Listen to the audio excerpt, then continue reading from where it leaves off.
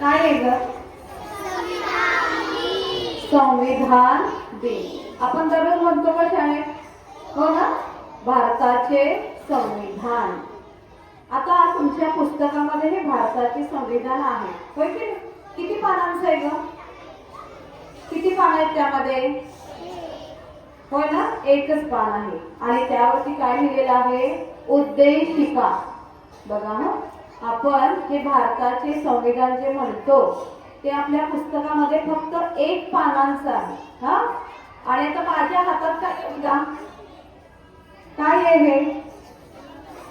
संविधानाचं पुस्तक आहे. आणि याची पानं बघा, किती पानं आहेत बघा. हे बघा, इकडे बघा, हे संविधान आहे. आपल्या पुस्तकात एकच पान आहे की नाही, आपण दररोज म्हणतो. आणि या पुस्तकामध्ये किती पानं आहेत बघा. तुमचं पुस्तक आहे का एवढं? तुमच्या शाळेचं पुस्तक एवढं मोठं आहे? नाही आहे ना. बघा, तर हे आहे भारताचे संविधान. कोणी लिहिलं माहितीये? Very good, doctor Babasaheb Ambedkar.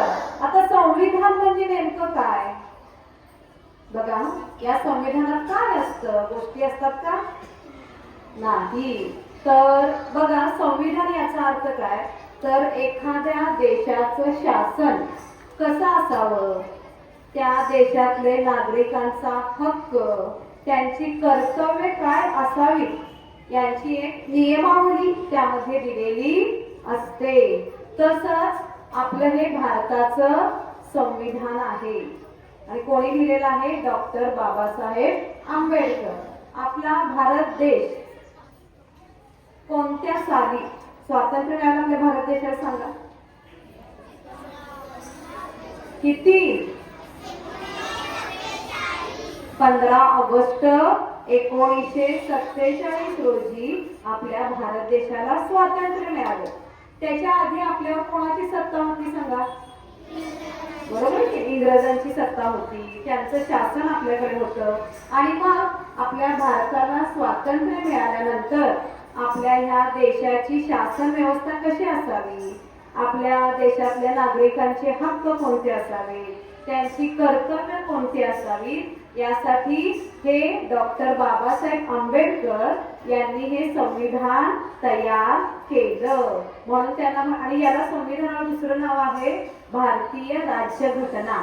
काय नाव आहे? भारतीय. आणि भारतीय राज्यघटनेचे शिल्पकार म्हणजे डॉक्टर बाबासाहेब आंबेडकर.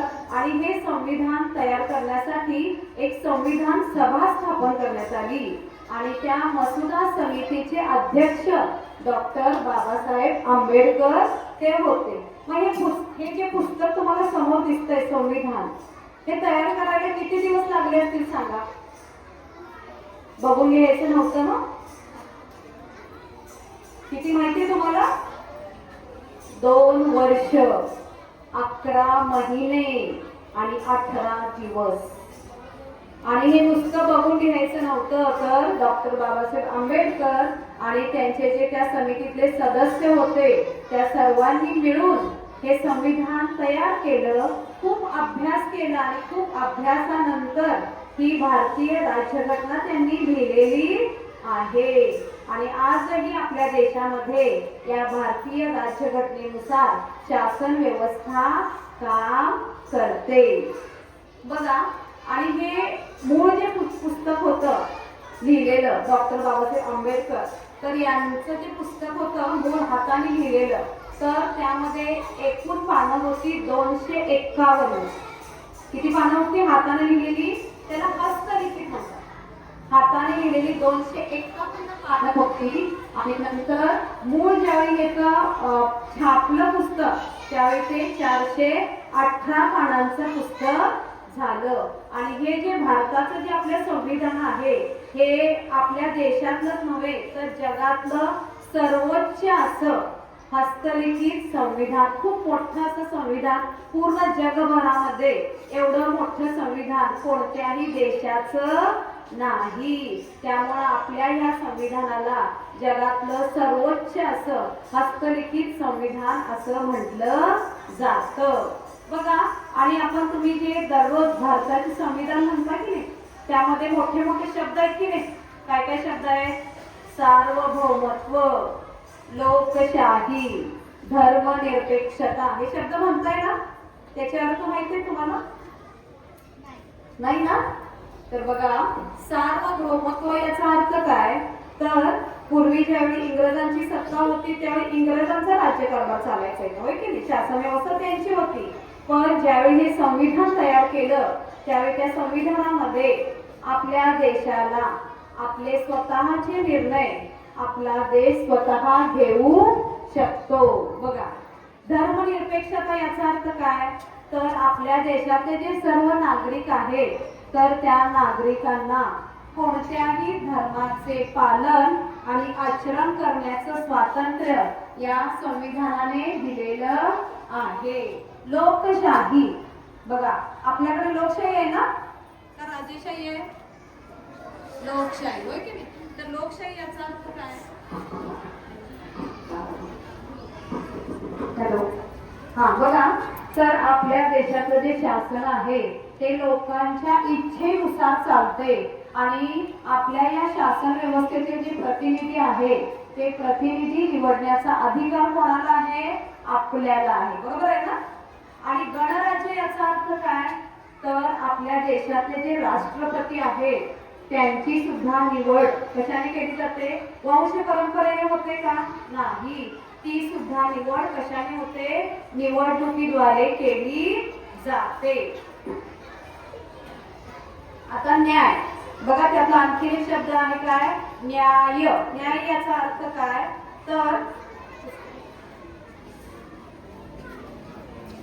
तर आपल्या देशातले जे नागरिक आहेत त्या नागरिकांना सामाजिक, आर्थिक आणि राजकीय न्याय मिळवून देणे हे संविधानामध्ये अंतर्भूत केलेलं आहे.